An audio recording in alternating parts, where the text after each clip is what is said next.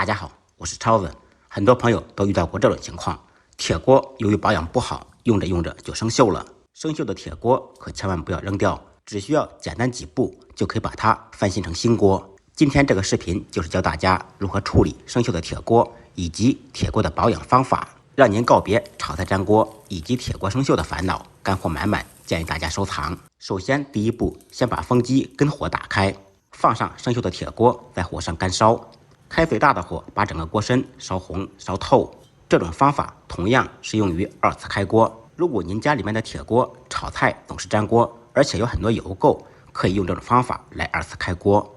仅限于熟铁锅，不粘锅和不锈钢锅不适合这样操作。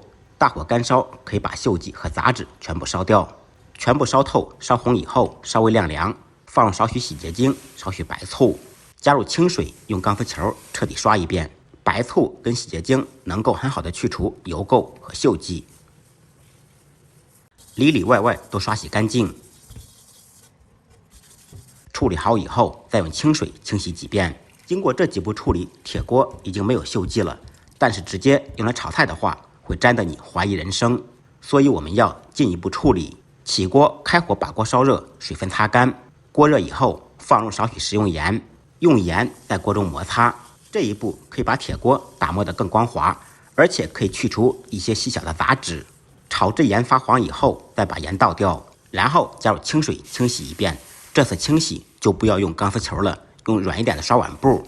洗好以后把水倒掉，用干净的毛巾或者厨房用纸擦干水分。继续开大火，在火上干烧。这一次干烧不要烧得太狠，把锅烧至发蓝就可以了。烧好以后稍微晾凉，再用清水清洗一遍。洗好以后把水倒掉，用干净的抹布或者厨房用纸擦干水分。继续开火干烧。锅热以后放入一块猪皮，在锅中摩擦。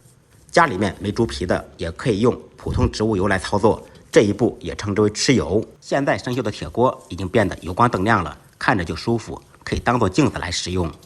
里面擦完，把外面也擦一遍，防止生锈。平时我们用铁锅炒完菜，最好不要用钢丝球或者洗洁精来清洗，用温水、热水清洗，使锅中保持一层油膜，这样再次使用就不会粘锅，不会生锈。如果您有强迫症，一定要用洗洁精的话，清洗完以后擦干水分，再抹一层油，这样就可以防止铁锅生锈。铁锅跟不粘锅有所不同，如果您保养得好，越用越好用，越用越顺手。希望大家都能够拥有一口好的铁锅，做出美味的菜肴。今天的视频就到这里了，希望我的视频能够帮到你，可以动动您发财的小手，点个关注，点个赞，再忙再累记得按时吃饭。下期视频见，拜拜。